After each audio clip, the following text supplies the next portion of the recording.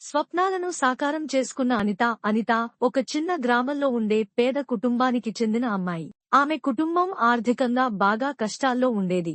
కాని అనితకు చదువు పట్ల అపారమైన ఆసక్తి ఉండేది. ఆమె తన గ్రామంలోని ప్రాథమిక పాఠశాలలో చదువుతుండగా ఆమె ఉపాధ్యాయులు ఆమె ప్రతిభను గమనించారు. అయితే ఆర్థిక పరిస్థితులు కారణంగా ఆమె ఉన్నత విద్య కొనసాగించడం కష్టమైంది. అనిత ఎప్పుడూ ఆశను కోల్పోలేదు. ఆమె తన చదువును కొనసాగించడానికి ఏదైనా మార్గం కనుగొనాలని నిర్ణయించుకుంది. ఆమె ఇంట్లో పనులు చేసి, చిన్న చిన్న పనులు చేసి డబ్బు సంపాదించడం ప్రారంభించింది. అలాగే ఆమె ఉచితంగా లభించే ఆన్లైన్ వనరులను ఉపయోగించుకుని స్వయంగా చదువుకుంది. ఒకరోజు ఆమె ఒక స్కాలర్షిప్ పోటీలో పాల్గొన్నది. ఆమె కష్టపడి సిద్ధపడి ఆ పోటీలో విజయం సాధించింది. ఈ స్కాలర్షిప్ ద్వారా ఆమె ఉన్నత విద్య కొనసాగించే అవకాశం లభించింది. అనిత తన కష్టపడి పనిచేసే స్వభావం మరియు నిరంతర ప్రయత్నాల వల్ల ఆమె ఇంజనీరింగ్లో డిగ్రీ పూర్తి చేసింది. ఇప్పుడు అనిత ఒక విజయవంతమైన ఇంజనీర్గా మారింది. ఆమె తన కుటుంబానికి ఆర్థికంగా సహాయం చేస్తుంది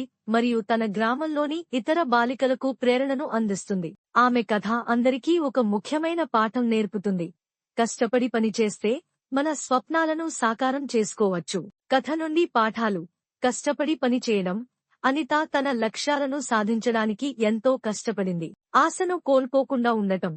ఆర్థిక పరిస్థితులు ఎలా ఉన్నా ఆమె ఎప్పుడూ ఆశను కోల్పోలేదు. స్వయంగా ప్రయత్నించడం. ఆమె ఉచిత వనరులను ఉపయోగించుకుని స్వయంగా చదువుకున్నది. ప్రేరణ. ఆమె తన విజయంతో ఇతరులకు ప్రేరణను అందించింది. ఈ కథ విద్యార్థులకు ప్రేరణను ఇస్తుంది మరియు వారికి తమ లక్ష్యాలను సాధించడానికి ధైర్యాన్ని ఇస్తుంది. కష్టపడి పనిచేస్తే విజయం ఖచ్చితంగా లభిస్తుంది అనే సందేశాన్ని ఇది బలంగా తెలియజేస్తుంది.